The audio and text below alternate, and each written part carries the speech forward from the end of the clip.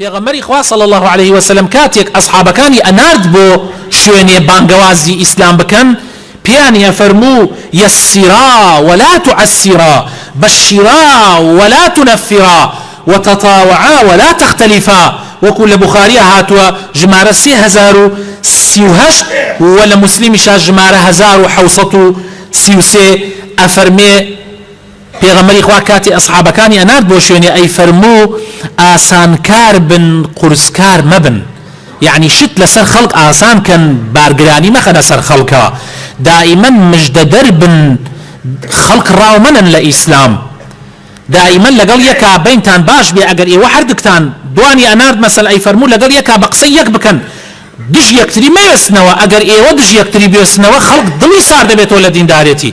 مثلا ئەگەر ئێمە دوو مەلا هەبین لەم گەڕەکە ئەگەر ئێمە دژ یەکتری بێسینەوە ئیتر خەڵق ئەڵێ با بەم مەلاکان واکەن. بۆیە پێغەمبەر صلی الله عليه وسلم نصیحەتی کرد کەوا ئەهلی ئیمان ئەوانەی یان ئەو ئەصحابانەی کە ئەنارد بۆ شوێنێ لەگەڵ یەکا بینیان چاک بێ و لەگەڵ یەکا ڕێک بکەون. و ئەی فەرموو یەسیروا ولا تعسیروا بەشیروا ولا تنفروا. ئینسانی مسلمان ئەبێ ئاسانکار بێ، قورسکار نەبێ، مژدەدەر بێ، ڕاونەر نەبێ. ڕۆژێکیان چەندین جار باسمان کردە لە وتاری جمعە، بیەنە پێش چاو خۆتان ئێمە ئێستا لێرە دانیشتوین کابرایەک خەڵکی دەشت کە نەهاتۆتە شار، نهاتۆتە مەدینەی پێغەمبەر صلی الله عليه وسلم، شاری نەبینیوە، پێغەمبەری نەبینیوە، لە دەشتەوە هاتووە باسی پێغەمبەری بیستۆ لە خۆشیە هاتووە ئیمان بێنێ. بەڵام کە دێتە مزگەوتی پێغەمبەر صلی الله عليه وسلم نازانێ میزی تێ لە پەنایەکی مزگەوتەکەەوە کاتە فەرش نەبووە، خۆڵ بووە لە پەنایەکی مزگەوتەکەەوە دائەنشێ و خۆی هەڵەکا دەسەکە بە میزکردن. عادەتی خەڵکی دەشت هەر وایە لە هەر شوێنێک هات میزیان هات میزەکەن، ئەمیش وای زانێ ئەمیش هەر شوێنێکە لەو دەشتە. سەحابەکان هەنێکیان پەلاماریاندا هەڵسان و تووڕە بنەگیانی حواریان لێ کرد.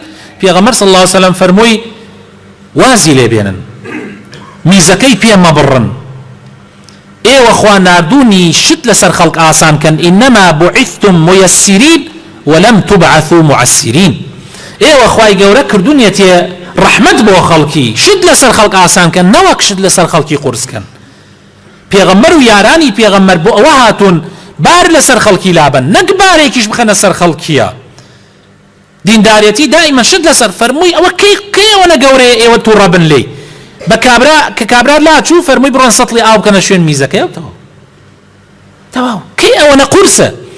کابرایەک دێن غەریبە نازانێت دێتە و پێوە ئەڕاتە شوێنی دەست نوێژەکان نەتان بینیوە. من خۆم بۆ خۆم بەم مەلایەتی و بەم عەمامەوە چوومە لە مزگەوتێکە نەمزانیە ئەمە لێرە نابێ بە پێڵاوە بڕۆیتە بان، چوومە کابرایە لەو دوورەوە خۆی تووڕە کردو کاکەوە مەکە مزگەوتەکەت پیسکەی کاکە پێویست ناکە بەم تووڕەبوونە، پێویست ناکە من غەریبێکم لە شوێنێکی ترەوە هاتووم، ئەوە ئەگەر من مەلایەک نەبم دڵم سار دەبێتەوە لە مزگەوت. لە جاتیەوەی بێ دەسم بگری دوای ئەوەی کە هین دەسم بگرەوە پێم بڵێ کاکە گیان ئاوا ناوێ ئەم شوێنەمان دیاری کردووە بۆ ئەوەی خەڵک دەستنوێژ بگرێەوە پێی پەتیەوە بێتە سەری. ئیتر پێویست بە تووڕەبوون ناکە، پێویست بە هەڵچوون ناکە. شت لەسەر خەڵکی ئینسان ئەبێ ئاسانیکە، نەک شت قورسکە لەسەر خەڵکی. پێغەمبەری خوا صلی الله عليه وسلم لە مزگەوتە بەرنوێژیە کرد بۆ مسلمانان. طبعا ئافرەتیش هەر لە مزگەوتە نوێژیانە کرد لەگەڵ پێغەمبەر صلی الله عليه وسلم.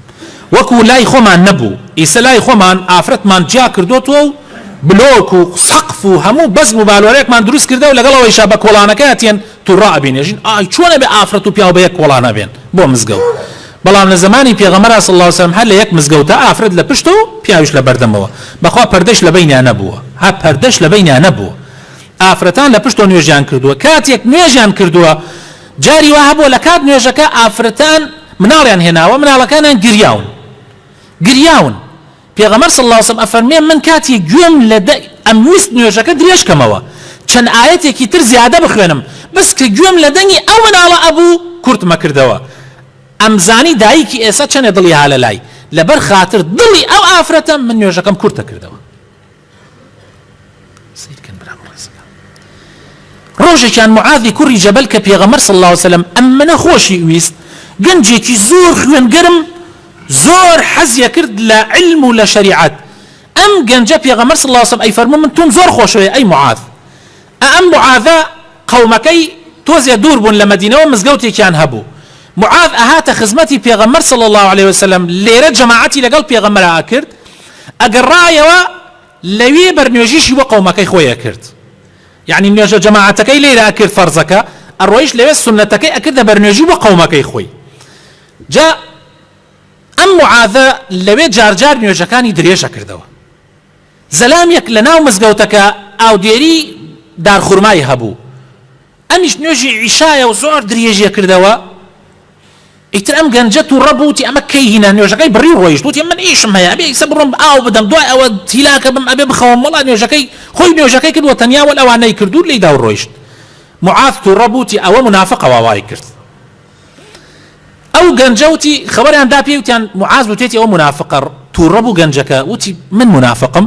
اتشبو لاي پیغمبر صلى الله عليه وسلم شو خدمتي پیغمبر اخوا صلى الله عليه وسلم فرموي اي پیغمبر اخوا معاذ تو داد نابر نوجي به امبكا نوج زور دريجكاتوا ايمش ايشو كارمان هي نوجك او ندريجكاتو ايما تشاوري كاين تالا لاي تو ابيتوا ان جاديت واسبكي ديتا اغات لاي ايما ام جال ليش سنتك بو ايما كاو دريجي شكاتوا بكيف خوي دريجكاتوا اي منيش ايشم هي نوجكم بريو رويشتم او بمن وتيتي منافقه پیغمبر صلى الله عليه وسلم زور توربو معاذ بانكر فرموي افتان انت يا معاذ افتان انت يا معاذ اي معاذ تو ابيت ماي اوي كوا خلق لدين هالقريني توا اي معاذ اما كي كوا ابي تو ابيت ماي اوي خلق حزل دينك نكا